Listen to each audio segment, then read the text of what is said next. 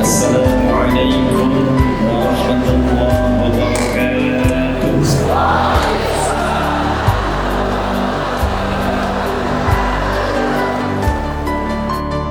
الحمد لله الذي أنعم علينا كمال النعمة والإيمان، والصلاة والسلام على رسول الله الذي أرسل رحمة للعالمين بالإحسان، وصلوات الله عليه وسلامه التام وعلى آله وصحبه وذريته وأمته إلى يوم الميعاد من بين أيدي الرحمن. وبعد، yang kita banggakan, kita hormati dan kita doakan kepada Allah Subhanahu wa taala, semoga Allah senantiasa memberikan kesehatan, istiqomah dalam kebenaran dan kebaikan, dan diberikan kemampuan untuk membimbing, membina dan memimpin Bengkalis ini menuju kota yang dirahmati, diridhoi dan dimakmurkan oleh Allah Subhanahu wa taala. Ibu Bupati kita, kemudian juga disertai saat ini yang tadi beliau sudah sebutkan, banyak para pejabat-pejabat yang Allah tugasi di dunia ini dengan amanah yang tidak mudah. Kita doakan seluruh Forkompinda yang tergabung dalam rangkaian kepemimpinan Ibu Bupati hadir bersama kita, tokoh-tokoh yang saya ikutkan penyebutannya tadi, sampai ke seluruh para camat, sampai juga saya tadi dengar ada yang diutus juga oleh Pak Gubernur untuk mengawal dan memonitor kegiatan di Bengkalis ini sehingga bisa berjalan dengan baik. Yang saya cintai hadir di sini, saya lihat ada TNI dan Polri juga. Kita doakan mudah-mudahan senantiasa dikompakkan, diberikan kekuatan maksimal untuk mengawal ketahanan negara tercinta Indonesia ini. Dan mudah-mudahan dengan TNI yang Polri juga kuat dan kompak, insya Allah menjadi bagian dari satu pilar yang mengawal kemakmuran Indonesia ke depan. Dan yang paling spesial, keluarga saya yang hadir saat ini, seluruh lapisan masyarakat, jemaah yang saya cintai, semoga kehadiran Bapak Ibu saat ini tanpa kecuali dimasukkan dalam golongan hadis Nabi Muhammad SAW. Belum selesai dengan doa ini. Hadisnya diriwayatkan oleh sahabat Abu Darda radhiyallahu ta'ala anhu, dimasukkan oleh Imam Nasa'i Ibnu Majah dalam salah satu dalam kitab sunannya dari Nabi sallallahu alaihi wasallam berbunyi, qala Rasulullah sallallahu alaihi wasallam, man salaka tariqan yaltamisu fihi 'ilman sahhala Allahu lahu tariqan ila al-jannah wa innal malaikata la tad'u ajnihataha ridan li talibil 'ilmi وإن طلاب العلم يستغفر لهم من في السماوات ومن في الأرض حتى الحبان التي في البحار وإن العلماء ورثة الأنبياء وإن الأنبياء لم يورثوا دينارا ولا درهما فحطوه بحظ وافر. Paham? Tidak. Man ismun mawsulun yadullu ala al-fardiyyah al-'amiyah. Kata sambung konjungsi menunjuk pada setiap personnya, setiap orangnya, tapi maknanya umum. Jadi kalau ada ayat di Quran, ada hadis Nabi dibuka dengan kata man, artinya Nabi ingin mengajak bicara pada setiap kita. Karena itu kata para ulama, posisikanlah sabda Nabi itu untuk kita sebagai pribadi. Apapun jabatannya, apapun statusnya, ini Nabi sedang bicara secara personal dengan kita. Saya mau tanya pada ibu, bapak jangan dulu, karena bupatinya perempuan. Ibu kalau diajak bicara berdua dengan ibu bupati, senang tidak? Diberikan hadiah oleh ibu bupati secara personal, senang tidak? Ini Nabi ngajak bicara langsung kepada kita secara personal dan memberikan hadiah melebihi hadiah-hadiah dunia. Kata Nabi, man salaka tariqan, siapapun fulan fulana, laki-laki, perempuan, besar, kecil, tua, muda, status apapun, salaka tariqa, yang menempuh perjalanan walau tidak mudah. Bukan syariah tapi tariq. Tariq itu jalan yang tidak mudah, kadang berliku, kadang berlubang, kadang macet, kadang sampai ke tujuan tidak semudah apa yang dibayangkan. Itu tariq. Sifatnya disebut dengan tariqah. Karena itu orang ikut tariqah tidak mudah, ada perjuangannya. Jangan dikira datang ke tempat ini begitu mudah sampai, tidak. Pun demikian dengan kami, terbang dulu naik pesawat, ganti kendaraan, sampai dengan di sini. Anda pun yang datang ke sini belum tentu sampai dengan mudah. Mungkin ada yang menunggu dari sejak pada subuh, ada yang sudah siap-siap ingin dapat saat pertama, ada yang sudah pengen nyiapkan kamera, dapat spot yang paling bagus buat konten. Banyak hal, tidak mudah. Nah, setiap perjuangan merangkak tapak kakinya itu dijamin langsung di lisan Nabi SAW. Sahalallahu lahu tariqan ilal jannah. Kalau benar niatnya, kata Nabi, kalau benar tujuannya datang betul-betul untuk mendekat kepada Allah, menaati Rasulullah SAW, maka dijamin dengan syafaat Rasulullah saat di yaumil hisab, langkahnya akan diringankan langsung menuju surga Allah Subhanahu wa taala. Wa innal malaikata, dan sejak orang itu berangkat, kalau niatnya benar, betul-betul untuk mendekati Allah, berhijrah mendekat pada Rasulullah, itu malaikat diperintahkan oleh Allah langsung, bentangkan sayapmu, berikan ridha kepada para penuntut ilmu itu. Bentangan sayap malaikat inilah yang menghasilkan 3 hal. 1, diperintahkan mengaminkan doa-doa yang dimohonkan oleh para penuntut ilmu. Karena itu jangan sepi dari doa. Sejak berangkat berdoa, di jalan berzikir, datang menunggu momen dia berdoa. Itulah sebabnya di akhir ta'lim pun, akhir pengajian pun kita membiasakan berdoa. Karena hadisnya sahih. Kapan lagi doa dinaungi malaikat? Kapan lagi doa langsung diaminkan malaikat? Majlis ilmu itu peluangnya tinggi. Yang kedua, la ta'lamu ajnihata hadidan li talibil ilmi, makna kedua memohonkan ampunan kepada Allah. Ini yang menyebabkan satu ayat itu viral turun. Seorang pembunuh sudah membunuh puluhan orang, tiba-tiba kemudian ada sentuhan hidayah Allah dalam qalbinya. Allah itu begitu rahman dan lembut kepada hambanya, walaupun dosa itu bergumul, tapi nyawa belum sampai ke kerongkongan, masih diberikan haknya untuk mendapatkan hidayah. Kenal Fir'aun? Kenal Fir'aun? Kecil-kecil tak kenal Fir'aun. Cuma di Bengkali ada anak kecil kenal Fir'aun. Alhamdulillah. Artinya ngaji nih. Fir'aun itu jahatnya luar biasa. Hobinya bunuh orang. Quran surah kedua ayat ke-49. Ngaku Tuhan, ana rabbukumul a'la. Orang sekarang paling keren ngaku Nabi. Mudah-mudahan di Bengkalis tidak ada ya Bu ya. Jawa Barat itu ada satu kabupaten, AM dulu pemain bulu tangkis, ngaku Nabi. Dibawa ke polisi kita, ditanya, bagaimana bisa jadi Nabi? Dia bilang, saya ke Bogor Pak, dapat wahyu. Orang ke Bogor dapat talas, dia dapat wahyu. Rekor paling tinggi di Jakarta pernah, ya ada LE, ngaku malaikat dan minta izin kepada gubernur pada masa itu untuk mendaratkan malaikat Jibril di Monas. Pernah kejadian, ditangkap sama polisi kita. Polisi kita luar biasa, jangankan teroris, malaikat tangkap tuh.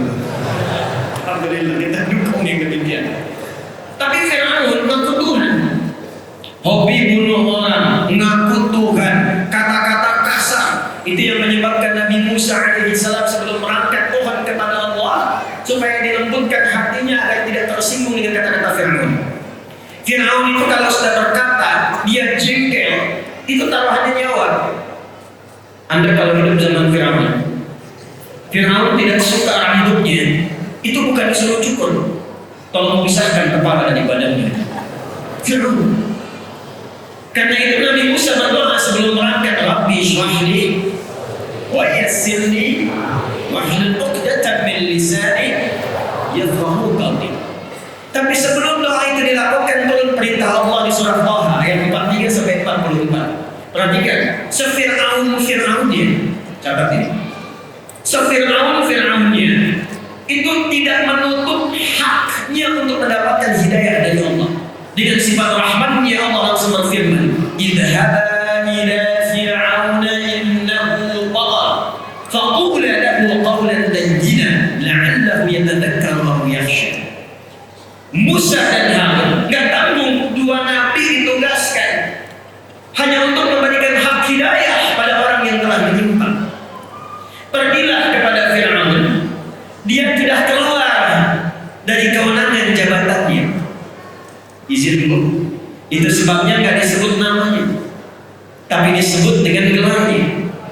Ada rumus dalam tafsir, kalau di ayat Quran tidak disebutkan namanya secara langsung, tapi disebutkan gelar atau sifatnya, ini memberikan kesan bahwa peristiwa itu mungkin terjadi lagi di masa depan oleh orang-orang yang punya gelar serupa.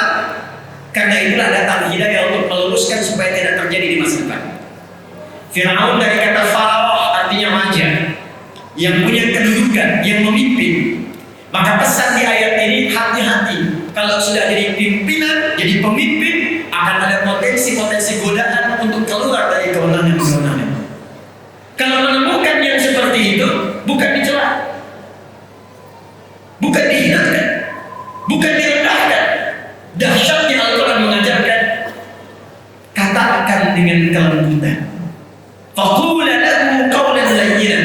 Ingatkan itu raja dengan lembut, dengan halus. La'allahu yatadhakkaru aw yakhsha. Mungkin dengan kelembutan dan kehalusan itu dia sadar ada sesuatu yang dilakukan bukan pada tempat. Itulah Islam. Itulah Islam. Tapi yang mau saya katakan, Fir'aunnya masih dapat hidayah. Cuma saya dikasih tidak diambil. Itulah manusia. Nah, si pemuda ini membunuh puluhan orang, menghunjam hidayah dalam kalbunya, lalu dia memutuskan untuk mencari ketenangan mendekat kepada Allah. Konsultasi pada seorang kiai, tuan guru pada masa itu, maka disampaikan oleh tuan guru itu, yang bisa membimbing Anda bukan saya, tapi syekh di tempat fulan. Maka berangkatlah hari itu, diisi di perjalanan dengan memohon ampunan kepada Allah, menyesali dosa-dosanya. Baru di pertengahan dari jarak yang lebih sejengkal, belum sampai ke tujuan, tiba malaikat maut datang lebih cepat dari apa yang dia bayangkan. Maka wafatlah di perjalanan itu, hanya modal istighfar untuk menuntut ilmu, istighfar untuk taubat, berada di pertengahan jarak lebih sejengkal. Maka apa yang kemudian disampaikan oleh Allah, diperintahkan pada malaikat, taubatnya saya terima, amalan sejengkal itulah amalan pertama yang dia lakukan setelah taubat, yang mengantarkan dia pada ridha dan jannahnya Allah Subhanahu wa ta'ala. Turunlah Quran surah ke-4 dan Nisa ayat 100 untuk memberikan motivasi, termasuk penjabaran dari kisah ini. Wa may yuhajir fi sabilillah yajid fil ardi muragaman katsiran was'a.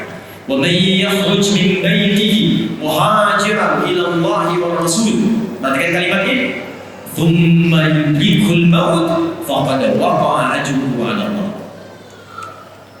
Siapa yang berniat mengikuti spirit hijrah. Spirit hijrah bahasa Arab yang disebut hijriyah.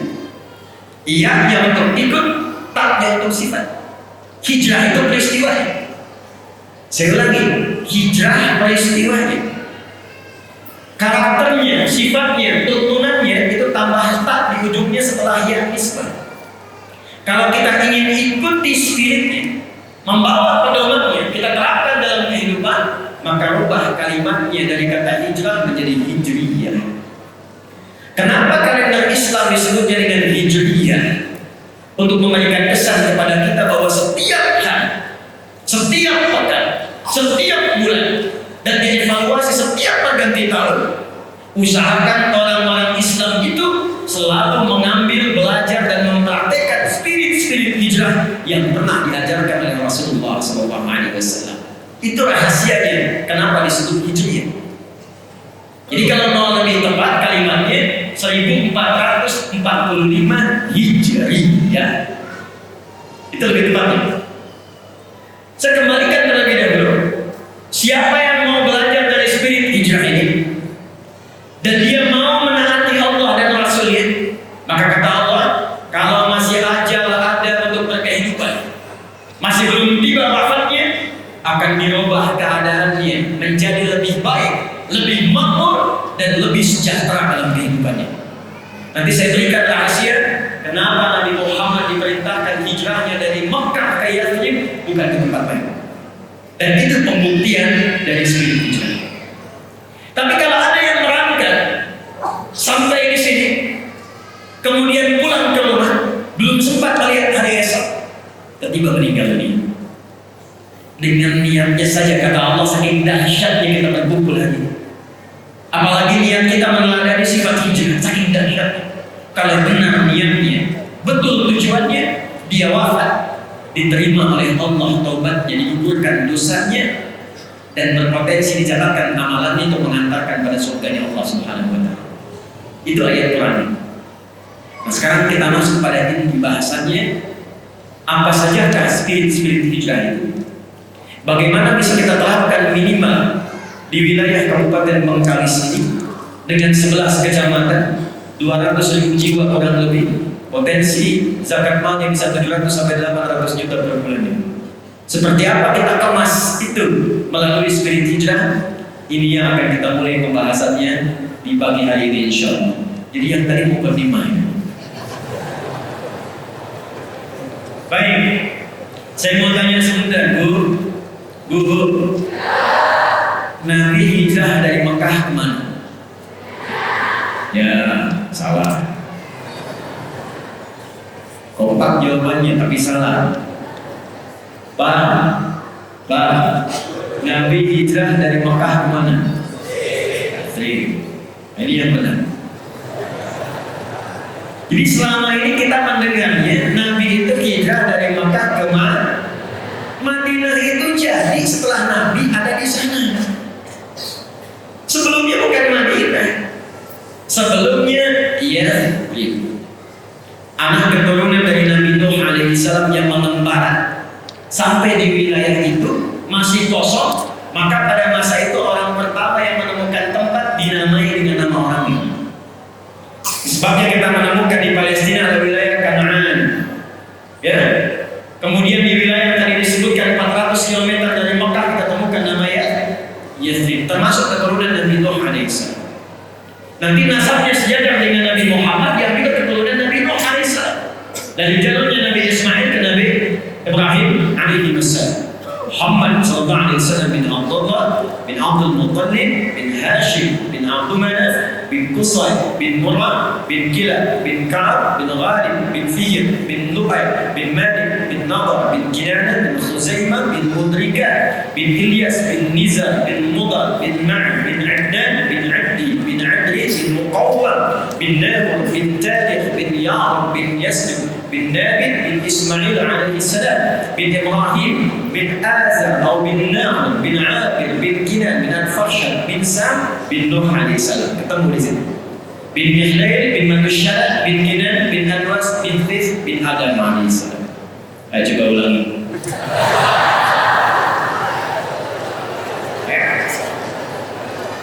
Nah, Yathrib ini kemudian menemukan tempat itu. Lalu berkumpullah orang-orang yang datang duluan itu, banyak yang datang dari Yaman awal-awal di situ. Makanya Yaman kata Nabi itu punya karakteristik pada umumnya lembut karena daerah pegunungan dan banyak pertanian. Memberikan pengaruh secara psikologi orangnya lembut, ramah. Terbawalah ke daerah Yathrib, ramah. Ada viral-viral di era setelah Nabi Musa alaihissalam akan ada Nabi terakhir, orang hebat, orang ramah, orang lembut, orang toleran yang kelak akan mulai berdagang, datang pertamanya ke wilayah Yathrib juga dan telah hijrah ke sana. Maka berbondong-bondonglah orang Yahudi pun datang ke wilayah itu. Salinglah kemudian berkumpul dan muncul sifat keyahudiannya. Dimonopoli ekonominya, pasar dikuasai, riba muncul, ketimpangan muncul. Maka yang terjadi apa? Maaf, tidak stabil ekonomi. Dua, konflik muncul. muncul, pertikaian muncul. Suku besar Aus dan Khazraj diadu domba, 600 tahun tidak selesai konflik. Jadi kalau di Aus, kecamatan Aus ini ada yang meninggal, di Khazraj pun harus ada yang wafat. Ekonomi tidak stabil, konflik sosial tinggi, kriminal banyak, sampai orang-orang menyimpulkan kalau Anda ingin lihat sejelek-jeleknya pasar setelah pasar yang di Irak itu, maka pasar yang paling jelek di wilayah Arab, wilayah Yasrib. Ya tidak. Tapi yang paling menarik, kenapa Nabi Muhammad SAW diperintahkan oleh Allah hijrahnya ke Yasrib? Padahal Taif sudah maju. Taif itu maju, buah-buahannya banyak, kotanya bagus. Tapi kalau Allah begitu masuk Taif kok dilempari, jangan masuk sini. Itu ada hikmahnya. Itulah sebabnya ketika malaikat penjaga dua gunung turun mengatakan, ya Rasulullah ya Muhammad SAW, mud yadaika ila sana aw kama, angkat tanganmu ke langit, mohonkan kepada Allah supaya aku mengangkat dua bukit ini untuk menghimpit semua orang Taif itu yang telah melemparimu. Kata Nabi, jangan lakukan. Fa innahum qaumun la ya'lamun. Karena mereka cuma kaum masyarakat yang belum paham saja, belum tahu. Ini manhaj dari Nabi. Kalau ada orang belum tahu, jangan mencela. Tapi minimal didoakan, lantas diberitahu. Mungkin dengan doa itu dia menjadi tahu dan menjadi baik di kemudian hari. Maka kata Nabi, kalau insya Allah aku bermohon kepada Allah, akan muncul di bumi Taif laki-lakinya, perempuannya, remajanya, anak kecilnya yang mereka mengatakan asyhadu an la ilaha illallah wa asyhadu anna Muhammadar Rasulullah. Singkatnya, terjadi peristiwa Isra Mi'raj. Setahun setelah itu langsung berangkat ke Yasrib. Ini yang akan kita terangkan, ini yang akan kita bahas. Nabi dalam waktu singkat. Kalau sekarang dibawa ke Indonesia 2 periode kepemimpinan, ya 5 kali 2 10 tahun itu cuma 10 tahun yang tadinya terbelakang, tidak punya peradaban, konfliknya tinggi, ekonomi tertinggal, segalanya nggak nampak, ya, tiba berubah jadi suasana kota yang mencerahkan dan viral alias sentral. Kalau mereka bertanya, mana pasar yang paling bagus? Itu tuh Madinah. Suasananya sudah berubah jadi kota. Mana orang yang paling jujur? Ada di sana, Madinah. Dari suasana terbelakang jadi suasana kota yang menginspirasi, yang mencerahkan. Dalam bahasa Arab, kota yang menginspirasi, mencerahkan disebut dengan Al-Madinah Al-Munawwarah. Itulah sebabnya diabadikan nama ini sampai dengan saat ini untuk memberikan pesan. Siapa yang ingin belajar menata kota yang tadinya terbelakang, mungkin tidak dikenal, mungkin belum ada pengetahuan yang hebat, mungkin belum stabil ekonominya, maka belajar dari spirit hijrah. Kalau benar dipraktikkan, maka dia bisa menjadi seperti kota-kota yang pernah dijelajahi oleh sahabat. Tidak ada satupun sahabat yang belajar dari kurikulum ini menginjakkan tapak kaki di setiap tempat kecuali tempat itu maju. Lihat Andalus, Iberia, Spanyol, Portugal. Itu sebelum Ronaldo lahir. Pique muncul, Xavi muncul, Barcelona, Real Madrid, Sevilla muncul semua. Itu nggak ada apa-apanya terbelakang. Kapan jadi maju punya peradaban 7 abad? Ketika seorang gubernur namanya Musa bin Nusair memerintahkan Tariq bin Ziyad, Pangdam, Panglima wilayah provinsi Afrika Utara pada masa itu, berangkat ke Iberia. Rakyat Andalusia meminta untuk membawa nilai-nilai keislaman dipraktikkan di sana. Gak nunggu waktu lama, selang beberapa waktu langsung jadi kota berperadaban, peradaban Islam di Andalus. Eropa yang sekarang maju dapat dari mana pedomannya? Dapat dari mana konturnya? Yang Anda lihat sekarang Amerika, Eropa, ada Inggris kemudian, ada Belanda kemudian, ada Jerman kemudian, sampai bahkan ke Pasifik, ke Jepang. Dari mana semua konturan itu? Kalau jujur mau belajar sejarah, semua turunannya akan mengerucut kepada masa-masa keemasan di Spanyol yang terhubung nasabnya kepada nilai-nilai keislaman dalam hidup. Cepat, ada 3. Ada berapa? Ada 3. Yang paling pokok, yang bila ini dilakukan dan diterapkan di setiap daerah manapun, akan merubah daerah itu secara otomatis menjadi suasana kota yang mencerahkan. Bengkali siap? Bengkali siap? Takbir. Satu. Tidaklah Nabi datang ke Yathrib sebelumnya beliau telah melakukan mitigasi dan riset, bahkan dibimbing oleh wahyu. Ini Bu, yang paling penting ketika diangkat menjadi bupati, berpartner kemudian juga dengan DPRD-nya, Forkompindanya, diriset mitigasi. Bagaimana karakter wilayahnya 11 kecamatan 200.000? Apa kecenderungannya? Bagaimana keadaannya? Bagaimana interaksi sosialnya? Maka ketika Nabi menemukan ada konflik yang dengan konflik itu tidak pernah menyebabkan stabilitas, sulit melakukan pembangunan, yang pertama dilakukan mempersaudarakan semua elemen yang ada di Yathrib itu, sehingga semuanya mendapatkan suasana tenang, bahagia dan cair. Maka yang beliau lakukan dan tercatat dalam sejarah, akha bainal muhajirin wal ansar, akha bainal Aus wal Khazraj. Ternyata di Madinah ada pribumi, ada pendatang. Saya tanya, di Bengkalis ada pribumi tidak? Ada. Ada pendatang tidak? Jangan ada kesenjangan. Karena setelah Nabi datang, tidak ada lagi istilah ini muhajirin, ini ansar. Cuma sifat saja. Yang ada adalah ahlul Madinah.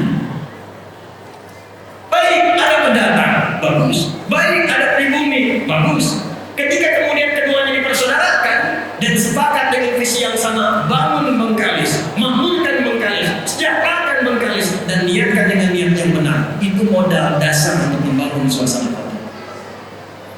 Dan hebatnya orang pribumi sampai disebut Ansar pada masa itu ini dahsyatnya. Ansar itu mau menolong sedalam-dalamnya, saking dalamnya, yang dimiliki pun bisa dibantu. Yang dimiliki bisa dibantu.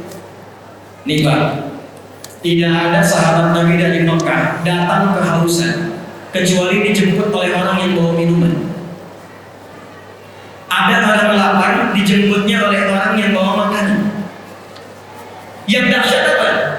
Ini saya mau cerita sedikit saja. Ibu pernah dengar namanya Abdurrahman bin Auf? Kaya tidak? Tuh, tidak salah lagi. Saya tanya di antum yang dengar. Abdurrahman bin Auf itu kaya tidak? Tidak. Tidak. Kurang lengkap informasi sejarah itu. Abdurrahman bin Auf itu seorang sahabat, tapi tidak kaya. Beliau itu sahabat yang kebangetan kayanya. Kaya itu baru level 1, kaya itu biasa. Level 2-nya kaya banget. Level 3-nya kebangetan kayanya. Saya bulan lalu pada Allah dianugerahi honoris causa. Itu honoris causa yang paling serius, makanya saya terima. Beberapa negara banyak menawarkan, saya tidak menerima. Tapi di Universitas Muhammadiyah Jakarta ini, itu begitu ketat, begitu menantang, sehingga sepanjang perjalanan sejarah kampus cuma 2 orang yang dapat honoris causa. Satu Insinyur Soekarno, presiden pertama. Yang kedua Adi Hidayat.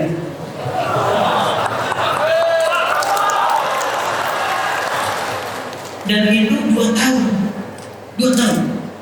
Mesti dilihat kualifikasi, mesti bikin karya ilmiah. Karya ilmiah ini diuji oleh semua profesor yang ada di sini. Di antara riset yang saya lakukan adalah bagaimana mentransformasikan pendidikan, menjadikan pendidikan itu bisa membangun peradaban dan kemanusiaan. Salah satu inti risetnya meriset tentang perubahan orang Islam sebelum hijrah dengan setelah hijrah. Saking kaya bangetnya Abdurrahman bin Auf, kebangetan kayanya, saya konversi dari kekayaannya. Kalau dulu dikonversi ke sekarang, itu jumlahnya sekitar 72.000 triliun. Elon Musk itu baru turun hartanya dari 3.000 jadi 2.800. Jeff Bezos cuma 1.800. Orang paling kaya sekarang 3.000 triliun. Abdurrahman bin Auf 72.000 triliun. Kebangetan gak? Uthman bin Affan itu hampir 50.000 triliun. Bahkan di antara asetnya masih ada sekarang setelah 15 abad. Anda kalau nanti umrah atau haji ke Madinah, saya doakan yang belum berangkat insya Allah berangkat. Cukup dengan amin nabung ya.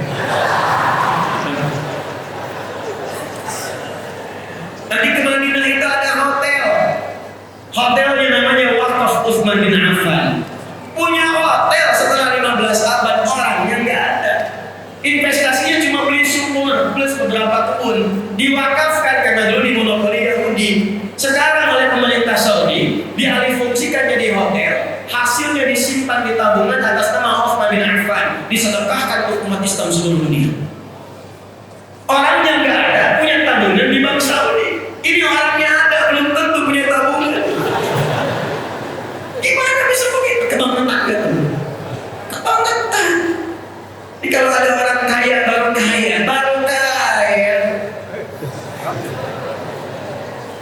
Ya. OKB orang kaya, baru. OBK orang baru kayanya. Kaget jadi. Ya. Itu belum ada apa-apanya. Jalan-jalan pakai emas 2 kilo misalnya kan. Itu belum apa-apa tuh. Dicek imitasi. Pakai mobil kayak bagus, Lamborghini, dicek minjem. Ya cuma endorse. Itu belum masuk levelnya yang dulu kayak beneran. Tapi kapan itu terjadi? Ternyata setelah hijrah. Setelah hijrah. Nah yang ini saya ceritakan, itu beliau itu saat memilih hijrah, nggak mudah. Orang Quraisy mengatakan, lihat kalimatnya. Kalau engkau ingin berangkat hijrah ke tempatnya Muhammad tuju, silakan berangkat. Kami nggak akan ganggu, nggak akan persekusi bahasa sekarang, nggak akan eksekusi. Cuma harta yang ada di kantor sekarang kami rampas. Silakan berangkat dengan pakaian yang melekat di badan saya. Orang Quraisy ingin menunjukkan kepada masyarakat kalau hijrah itu jatuh fakir, hijrah itu terhina, hijrah itu tidak akan pernah sukses. 400 km kurang lebih harus ditempuh dari Mekah ke Yatsrib. Jalan kaki, jangan harap ada kendaraan seperti sekarang. Belum tentu salah. Saya tanya Bapak ya. Bapak kalau disampaikan pilih mana? Hijrah berangkat dari sini bisa harus jalan ke Bekasi, atau tinggal di sini di Kecamatan Mandor dengan segala fasilitas yang luar biasa, mobil mewah, rumah megah, harta banyak, atau tinggalkan semua itu untuk mendapatkan hidayah Allah, pakai pakaian melekat di badan saja ke Bekasi. Pilih tinggal atau berangkat?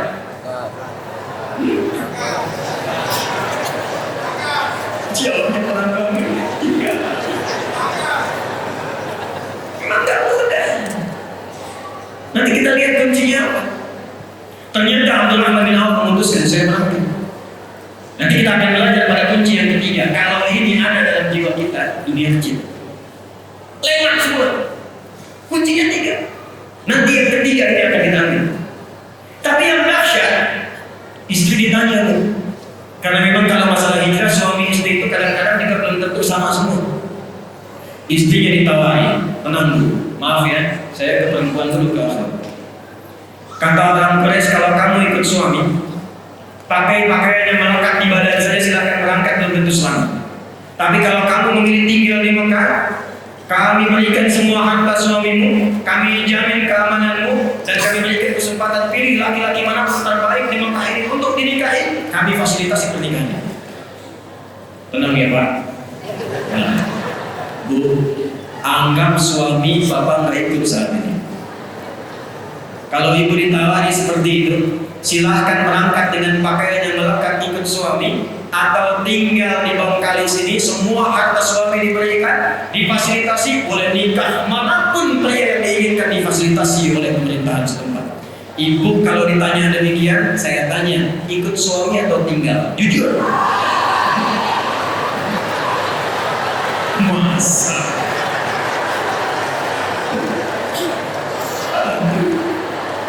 Kemarin uang bulan yang telat aja langsung bikin status. Engkau tidak seperti yang aku kira ya. Gak nyangka ya, gak nyangka. Ternyata istrinya memilih untuk tinggal. Ya ini belum selesai kisahnya. Nih answer Pak, answer. Nanti saya turunkan ke program ini maksudnya. Begitu berangkat, sampailah kisah ini viral sampai ke Yatsrib. Dijemputnya oleh orang paling kaya yang ada di Yatsrib, yang kebun kurmanya paling banyak, asetnya paling banyak. Dijemput kemudian ditawari karena beliau menyimpulkan, belum tahu nih punya sesuatu dalam hatinya, belum tahu. Beliau menyimpulkan kalau orang pernah kaya, tiba-tiba dia tuh fakir, maka akan kesulitan mengelola gaya dan karakternya. Karena umumnya apa yang dimiliki seperti itu gayanya. Kalau cuma sepeda, naik angkot, turunnya kan menunduk tawadhu, setelah itu sedekah. Udah punya mobil bagus, pakai jas, gayanya kan beda. Buka pintu aja udah nggak bisa. Jadi, nah itu rumusnya dalam fisika bab gaya, F1 sama dengan F2. Apa yang masuk itu yang keluar. Tapi kan belum selesai, ada namanya hukum Pascal, hukum tekanan. F berbanding lurus dengan P, gaya berbanding lurus dengan tekanan. Semakin banyak gaya, semakin tertekan hidupnya. Itu yang menyebabkan orang banyak gaya itu banyak tekanannya, padahal trading mobilnya. Ya, itu yang menyebabkan goncangan di kehidupan public figure. Ya, kalau nggak ada bimbingan yang tadi, disimpulkan jangan-jangan sahabat saya begini, sahabat. Tawarannya sederhana. Akhil karim, saudaraku yang mulia wa kamakal, sami'tu annaka kunta ghaniyyan. Saya dengar Anda pernah kaya. Kalau pengen kaya lagi, khudh nisfa tadi, ambil setengah kekayaan saya. Bukan main-main. Saya dengar Anda ditinggalkan istri dan keluarga. Kalau pengen nikah lagi, pilih perempuan paling cantik di Afrika ini. Sekalipun keluargaku, aku fasilitasi pernikahannya. Dan dia dulu. Nah, diwajahnya ditunggu saya. Kalau antum para ikhwan ditawari demikian, ketemu orang mengatakan kalau pengen kaya ambil setengah kekayaan saya. Kalau pengen nikah lagi saya fasilitasi dengan siapapun dan pilih yang paling sesuai menurut anda. Pertanyaan saya, anggap istri berikut. Kalau antum ditawari demikian di posisi Abdurrahman bin Auf, antum memilih diterima atau tidak ditolak sama sekali? Sebab saya cuma kalau ada ditolak juga saya tahu jawabannya. Karena belum mantap nih yang dimiliki Abdurrahman bin Auf itu dalam jiwanya yang dirasa oleh Nabi. Yang nanti kita akan bahas. Begitu ditawari kata Abdurrahman bin Auf, jazakallahu khair. Atau kama qala, semoga Allah berikan pahala kepada anda. Kalau ada yang menawari kebaikan, sekalipun kita tidak bisa mengambilnya, minimal doakan dalam kebaikan. Hari ini ainal aswaq, cukup tunjukkan kepadaku di mana pusat bisnisnya, di mana pasarnya. Cuma dalam 2 tahun mempraktekkan apa yang Allah kemudian bimbingkan lewat Rasulullah, berubah jadi orang terkaya nomor 3 di Yathrib. Cuma dalam 3 tahun menjadi orang terkaya nomor 1 di Yathrib dan jadi orang paling hebat di masanya dalam hal kekayaan. Apa yang dicontohkan oleh Nabi mempersaudarakan itu, Pak. Maka bagaimana cara prakteknya? Saya pernah menyampaikan rumusan ini di beberapa kota, kabupaten dan provinsi di Indonesia, dan hasilnya cukup signifikan. Pak, pemangku kepentingan, ada hadis Nabi memberikan isyarat akan tiba satu masa, pasar-pasar itu diaksesnya akan sangat cepat sekali. Bahasa kitanya akan muncul era digitalisasi. Pada masa itulah terjadi kata Nabi taqarrubul zaman. Masa itu begitu singkat, setahun kayak sebulan, sebulan kayak sepekan, sepekan kayak sehari, sehingga semua cepat mudah diakses. Sekarang saya ceramah, sekarang bisa diakses di Amerika, sekarang bisa diakses di Saudi Arabia, cepat sekali. Maka manfaatkanlah teknologi itu buat program. Contohnya Amin Ansor Muhajir. Mitigasikan 11 kecamatan siapa yang sudah matang masuk kualifikasi Ansor. Klasifikasikan kelas menengah ke bawah itu dalam klasifikasi Muhajir. Bikin aplikasi, masa nggak ada yang bisa satu pun 200.000 orang? Hayat seorang datang, bikinkan aplikasi.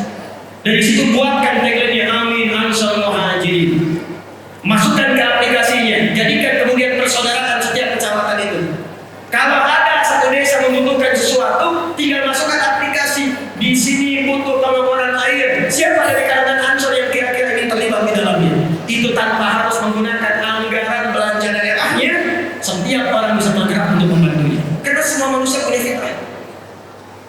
Jika satu butuh kompor, tidak harus minta bupati.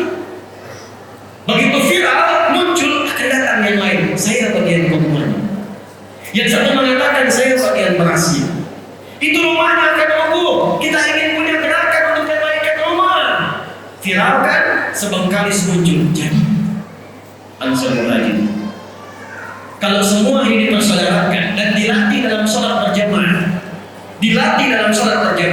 demi Allah saya katakan kuat safnya. Itulah hijriah. Jadi satu Al-Muharram itu bukan datang undang penceramah kadang-kadang yang kondang, ceramah dengan pulang, bukan sekedar itu. Begitu banyak yang dikeluarkan persiapan, kadang anggaran, kadang biaya, kadang pikiran. Kalau kita nggak dapat apa-apa rugi. Pulang dari sini siap bersaudara? Awas jangan sampai sholat tapi nggak kenal siapa yang ada di sampingnya. Itu nggak diinginkan. Makanya disebut jamaah. Jamaah. Nggak, jamaah itu apa? Jamaah itu sifatnya disebut al-jumu'ah. Akar katanya al-jam'u. Al-jam'u itu duduk, kenal antara yang duduk, saling memperhatikan di antara yang duduk. Itulah al-jam'u. Kumpulannya disebut jamaah. Makanya nggak ada di zaman Nabi orang datang ke masjid dengan jamaah, sholat jamaah, mengaji jamaah itu kecuali kenal siapa yang datang, tahu kebutuhannya. Nggak ada orang ke masjid kehausan ketika pulang itu selesai dahaga. Nggak ada orang lapar masuk masjid ketika pulang selesai urusan kantornya. Itulah jamaah. Saya membayangkan kalau ada dalam satu masjid setiap pekan bahkan jumatan, setiap hari bahkan kemudian melangkah. Di situ ada dokter, di situ ada jamaah yang lain. Ketika ada satu pasien merasakan sakit atau di antara keluarganya nggak sabar ke rumah sakit, bertemu dengan dokter, konsultasi, diberikan resep sakit juga. Selesai. Ada orang yang punya pekerjaan, datang kemudian orang yang Allah berikan amanah kepadanya kelebihan dari usahanya, konsultasi, diberikan jalan untuk mendapatkan amanah pekerjaan. Itulah jamaah. Itulah sebabnya setelah dipersaudarakan, Nabi menerapkan hukum kedua. Bangun tempat persatuan yang bernama masjid. Apa namanya? Maka disinilah perannya datang. DMI, MUI, Basnas, datang semuanya buat mitigasi. Jangan sekadar jadikan masjid hanya untuk tempat sholat saja. Zaman Nabi masjid tempat solusi, tempat bersatu, tempat ta'aruf. Kenal, jadi tahu siapa yang ada di sampingnya. Jangan sampai jamaah tapi nggak kenal siapa yang di sampingnya, nggak tahu siapa yang datang, nggak kenal tetangganya. Itu bukan jamaah. Itulah Islam. Itulah Islam. Dan dahsyatnya setelah itu muncul yang ketiga. Dia akan saya percepat. Nabi perhatikan bagaimana caranya supaya masyarakat tidak gelisah urusan baru. Alladzi at'amahum min ju'. Rakyat itu semangat membangun, kompak dengan pemerintahannya. Kalau urusan dapurnya terpenuhi, gimana caranya ekonominya stabil? Maka Nabi stabilkan urusan ekonomi dan pasar. Disepakati bikin piagam Madinah, harga sekian, diviralkan. Kalau yang butuh gandum, tutup yang itu saja. Kalau yang butuh pakaian, itu orangnya yang itu. Kalau mau kurma, ini pasar kurma seperti ini. Harganya kemudian stabil. Jadi pasarnya itu. Nggak ada orang Madinah belanjanya ke Mekah. Nggak ada orang Madinah belanjanya urusan pokok yang di dalam harus ke Syam. Yang nggak ada di Madinah baru keluar dari situ. Tapi UMKM-nya diberdayakan di lingkungannya sehingga telah menjadi Madinah. Maka yang ketiga, ibu cek tuh berapa banyak UMKM di kecamatan, semua kecamatan wilayah Bengkalis. Siapa saja kemudian yang punya profesi-profesi A, yang jualan beras berapa, yang bertani berapa orang, yang berternak berapa orang, yang di sayuran mana lokasinya. Maka fasilitasi sekarang eranya era digital. Aplikasi yang tadi masukkanlah kemudian usaha UMKM di dalamnya. Jadi masyarakat tahu kalau pesan beras, oh ini di kecamatan Mando ada berasnya, belanjanya ke situ. Siapa yang mengantarkan? Bikin program namanya Ojek Soleh. Yang pakai Gojek berikan aplikasi lokal, itu yang mengantarkan. Biaya dari mana? ASN tiap bulan belanjanya lewat situ. Konfirmasikan lewat Basnas. Masukkan ke dalam masjid, kotak infaknya pakai, modalnya nol, nggak pakai PBD. Saya bukan sekedar teori, kami sudah praktekkan di Bekasi. Kita bikin program Ojek Soleh, di mana absensinya di masjid pakai fingerprint. Ojek Soleh pakai fingerprint, klik bunyi. Kalau bukan bagian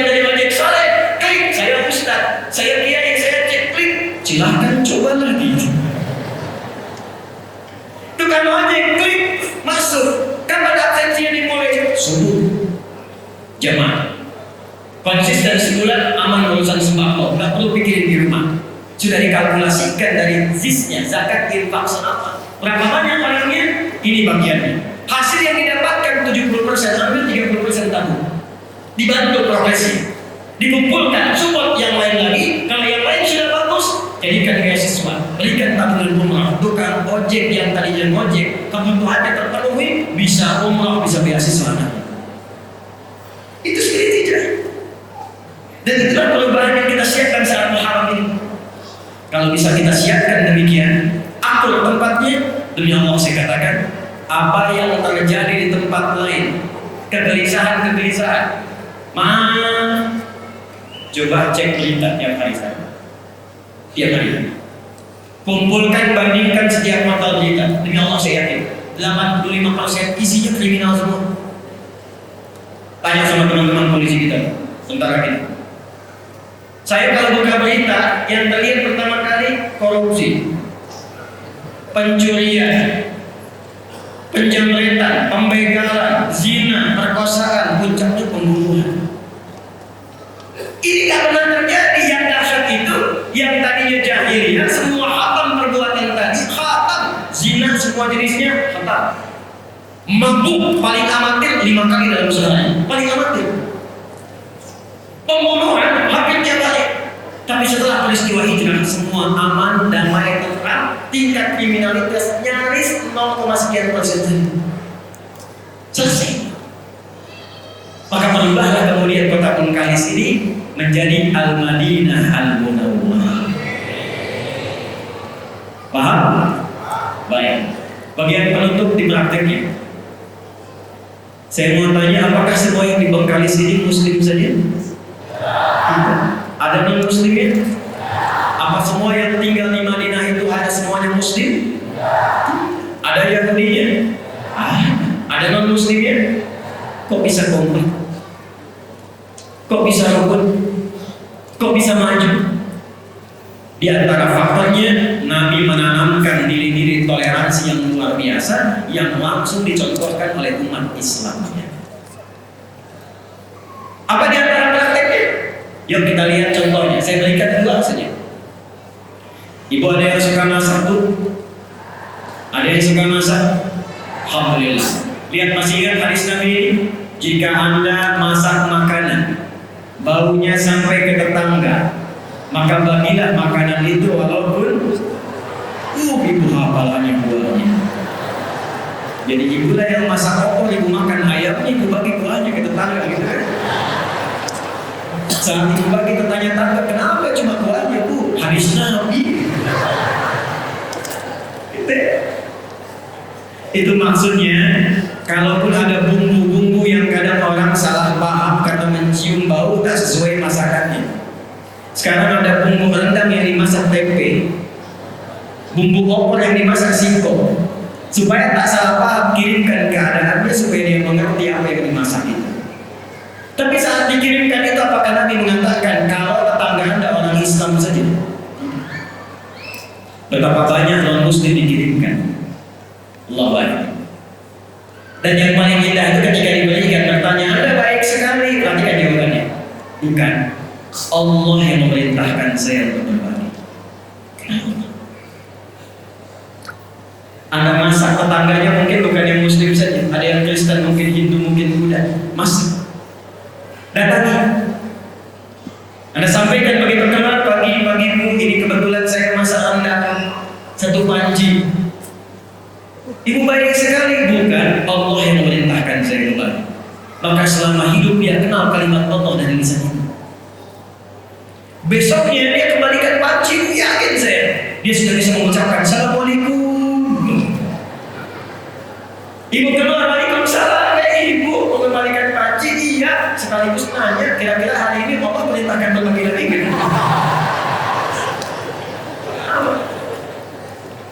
Antum pernah dengar hadis tentang tanaman?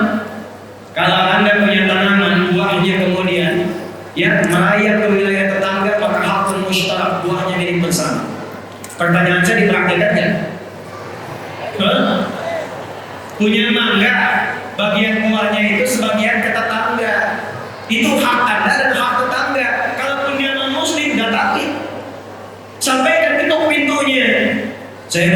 tahu apa Pak? Itu ada buah mangga. Oh iya punya bapak kan? Betul. Saya punya pohonnya, tapi buahnya itu kebagian wilayah pekarangan Anda. Daunnya jatuh ke tempat Anda. Anda yang melihat matangnya, jangan sampai Anda membersihkan daunnya, kami yang matang buahnya. Itu adalah hak kita bersama. Kalau ingin ambil, jangan pernah bertanya pada saya karena itu hak bapak dan ibu juga. Dia tanya dari mana ketentuan itu? Allah yang memerintahkan kami berbagi. Kenapa? Nikmat. Tapi kadang dia nggak tahu kalau tumbuhan beda dengan hewan. Besoknya ayam bapak main kalau karangan dia.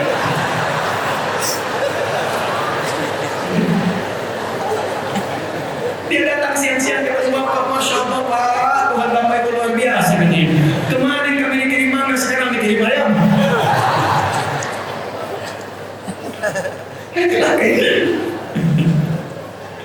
Baik, saya kira tidak banyak yang ingin saya sampaikan. Yang penting poin-poin hijrahnya yang kita siapkan. Jadi sekarang saya ingin membawa resolusi kesepakatan bersama demi Bengkalis yang kita cintai. Satu, siap para saudara? Ya. Saya tidak ingin mendengar lagi ada orang bertikai di Bengkalis ini. Ada orang yang mengambil hak orang lain.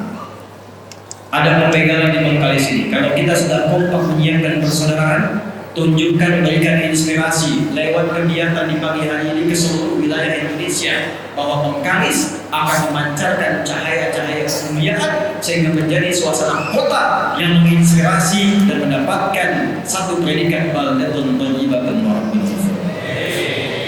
Dua, pemerintah dan masyarakat kompak.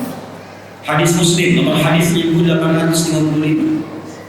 Perawinya namanya Auf bin Malik al-Ashja'i. Diriwayatkan oleh Imam Muslim, dicantumkan dalam salah satu kitab sahih. Kalau ingin kompak, maka kata Nabi rumusnya sederhana, hadis sahih. Khiyaru a'immatikum man tuhibbunahum wa yuhibbunakum wa tusalluna 'alaihim wa yusalluna 'alaikum.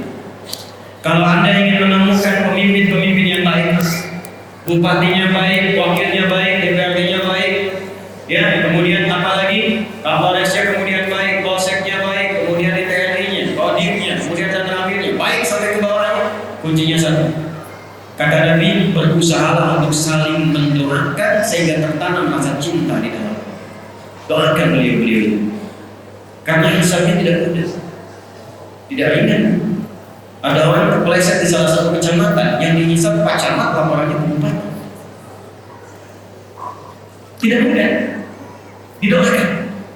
Dan ketika doa disampaikan oleh jemaah, sampaikan jemaah, hidayah Allah diturunkan. Datang ulama-ulama yang baik dari MUI-nya, DMI-nya, Bastasnya duduk sama-sama bagaimana caranya memberikan kemaslahatan pada masyarakat. Ibu pun mendoakan, bapak mendoakan.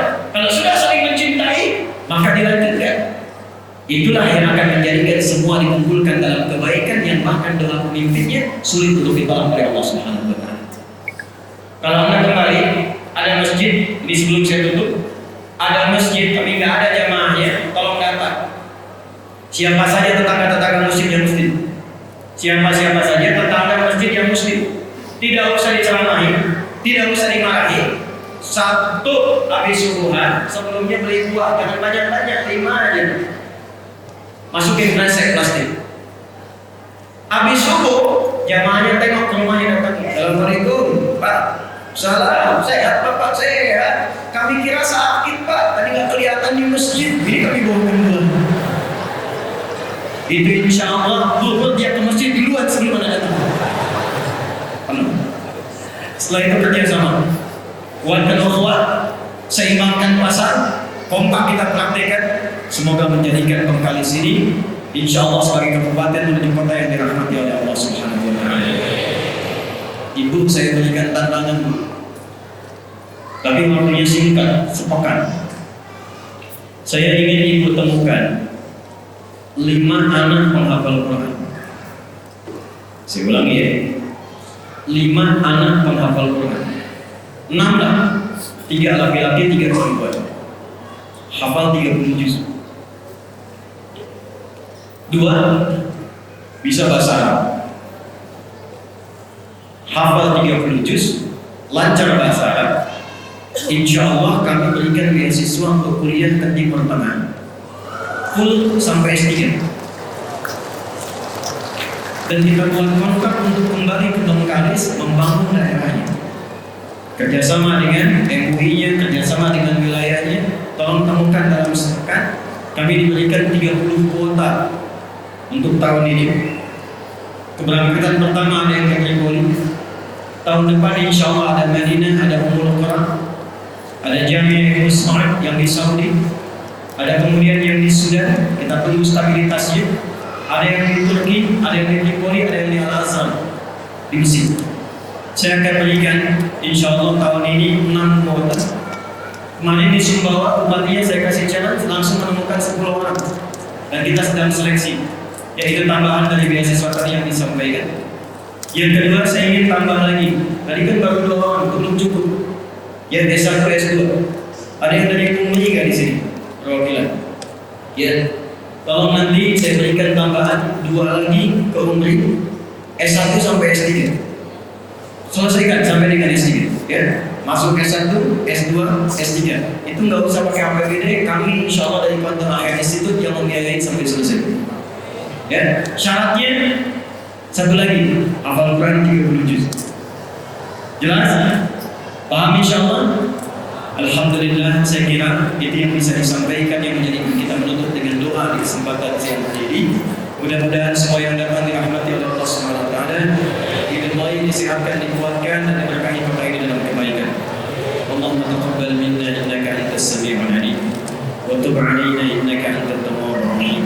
Nahmaduka hamdan kama 'allamtana an nahmadaka wa nashkuruka shukran kama 'allamtana an nashkuraka antal muqaddim wa antal muakhir bi yadika al-khair innaka 'ala kulli shay'in qadir. ربنا نصلي ونسلم على حبيبك الكريم ورسولك المصطفى الامين سيدنا محمد وعلى اله وصحبه اجمعين.